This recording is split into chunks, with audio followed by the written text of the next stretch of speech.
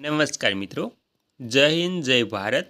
સ્વાગત છે તમારું આપણી YouTube channel mister Vijayan point એજ્યુકેશનમાં. તો મિત્રો, આજે આપણે વાત કરવાના છે કે પેન્શનરોના અવસાન બાદ મળવાપાત્ર થતી રકમ વિશે. તો પેન્શનરોના અવસાન બાદ કેટલી રકમ મળવાપાત્ર થાય છે તેની સંપૂર્ણ વાત કરવી છે. તો પેન્શનરોએ ખાસ જાણવું જોઈએ. તો સંપૂર્ણ વાત વિગતવાર જાણતા પહેલાં તમને એક નાની વિનમ્ર વિનંતી છે કે તમે આપણી ચેનલમાં નવા હોય તો આપણી ચેનલને સબસ્ક્રાઈબ કરી લેજો, કેમ કે આવી કોઈ પણ નવી અપડેટ આવે તે નોટિફિકેશન સૌથી પહેલાં તમને મળી જાય. અને વિડીયો ગમે તો લાઈક કરવાનું ભૂલતા નહીં.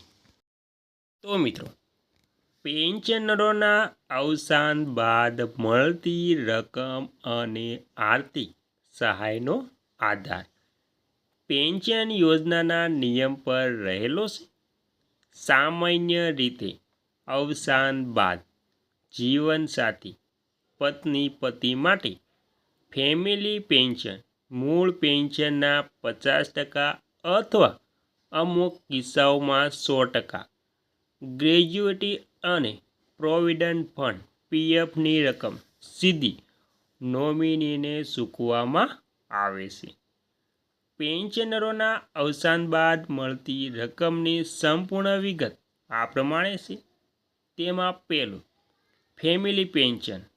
સરકારી કર્મચારી અથવા પેન્શન ધારકોના મૃત્યુ પછી તેમના જીવનસાથી પત્ની કે પતિ અથવા તો આધારિત સભ્યોને પેન્શન ચાલુ રાખવામાં આવે છે. રકમ સામાન્ય રીતે મૂળ પેન્શનના 50% અથવા તો કાયદા અનુસાર નિર્ધારિત રકમ ફેમિલી પેન્શન તરીકે મળે છે. નિયમો. પેન્શનરોના અવસાનની તારીખથી આ પેન્શન શરૂ થાય છે.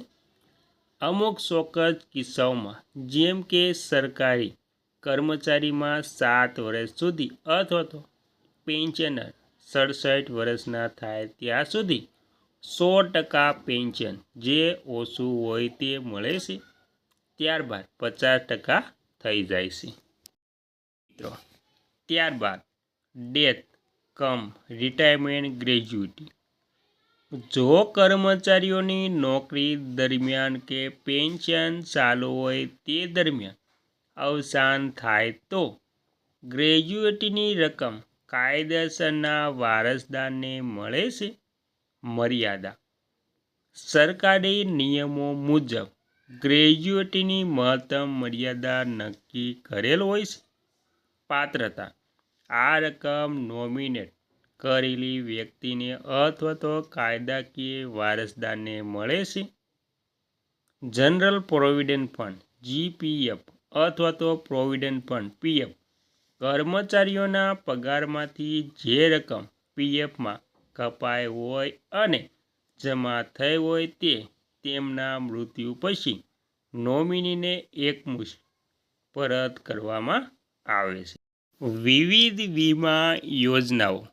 ઘણી પેન્શન યોજનાઓ અને સરકારી જોબ પ્રોવિડન્ટ ફંડ સાથે ગ્રુપ ઇન્સ્યોરન્સ જોડાયેલા હોય છે.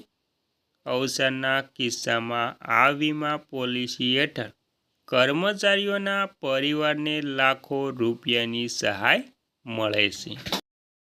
અસંગઠિત ક્ષેત્રની પેન્શન યોજનાઓ, દાખલા તરીકે પીએમએસવાયએમ, એપીએફ, પ્રધાનમંત્રી શ્રમયોગી માનધન અને અટલ પેન્શન યોજના જેવી અસંગઠિત ક્ષેત્રની યોજનાઓમાં જો પેન્શનરોનું મૃત્યુ થાય તો જીવનસાથી પતિ પત્ની પેન્શન યોજના ચાલુ રાખી શકે.